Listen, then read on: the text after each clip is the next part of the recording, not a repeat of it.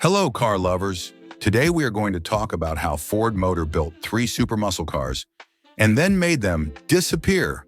Buckle up and let's go watch. Ford has always been a leader in the muscle car world, but not every beast got the glory it deserved. Some of its most powerful, aggressive, and unique cars were built in limited numbers and then quietly disappeared from the streets and from memory. Here are three incredible Ford muscle cars that were built to dominate but were eventually taken out of the spotlight. Well, before you watch, support the channel by subscribing and liking. Your support gives us great motivation to move forward. Our goal is to attract a huge number of car lovers to this channel. Share with your friends, leave a comment, and don't forget to hit the bell. Thanks. Number 3, 1968 Ford Mustang GT 390. Built to dominate, then left in the shadows. When Ford unleashed the Mustang in 1964, it changed the American car landscape overnight.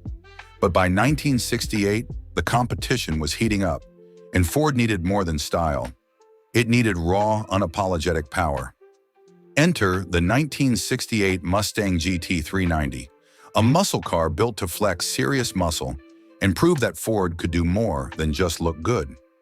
At the heart of the GT 390 was the 390 cubic inch 6.4-liter FE58, pushing out 325 horsepower and 427 pound-feet of torque.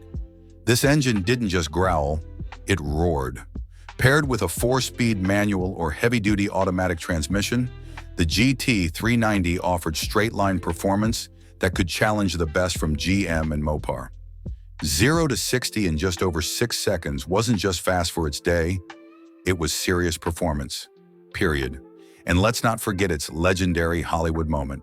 When Steve McQueen tore through San Francisco in Bullitt, it was a Highland Green GT 390 fastback doing the chasing, and it instantly became a cultural icon. So why did it disappear? Despite its fame, the GT 390 only lived for a short time. By 1969, Ford began phasing it out in favor of newer big blocks like the 428 Cobra Jet.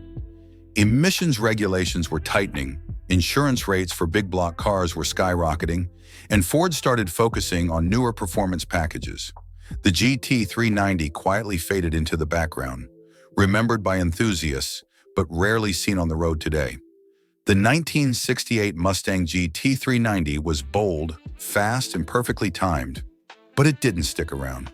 Ford built it to dominate, then let it vanish. It was more than a Mustang. It was a muscle machine that deserved to be remembered.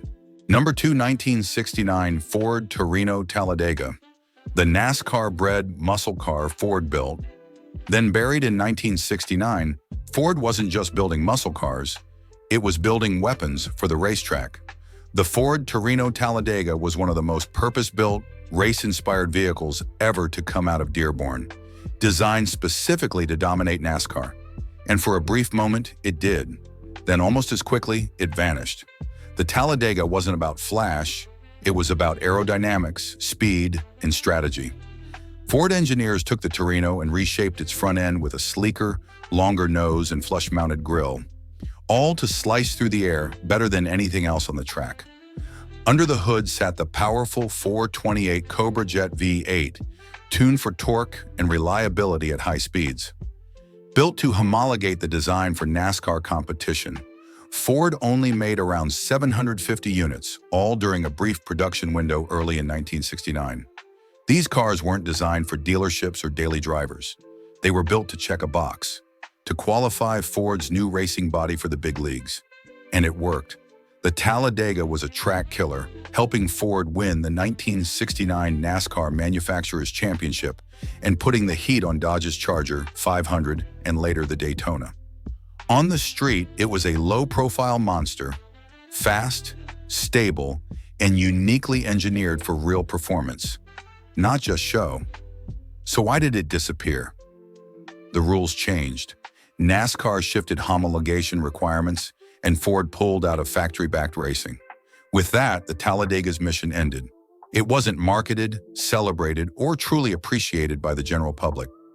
Most people never even knew it existed. Number 1, 1971 Ford Maverick Grabber. A muscle car look, but was it all show? By the early 1970s, Insurance premiums and rising costs were beginning to choke out traditional muscle cars. Ford responded with a different idea. Give buyers performance styling without the performance price tag.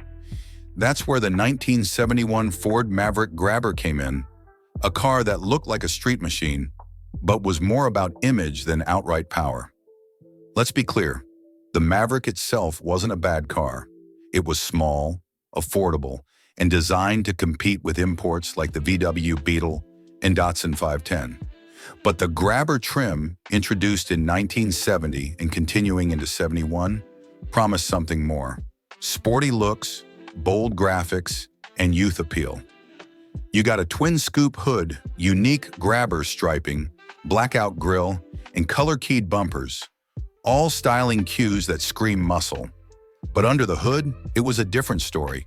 The Grabber's top engine in 1971 was a 250 cubic inch inline-six. A 302 V8 was optional, but even then, output was modest. There was no 351, no Cobra jet, no fire-breathing drivetrain. Still, the Grabber succeeded at what it was built to do: attract younger buyers with muscle car flair and a compact, budget-friendly package. It wasn't a performance legend, but it looked the part, and that was enough for many. The 1971 Maverick Grabber may not have been a true muscle car, but it tried to keep the spirit alive, even as the era that inspired it began to fade.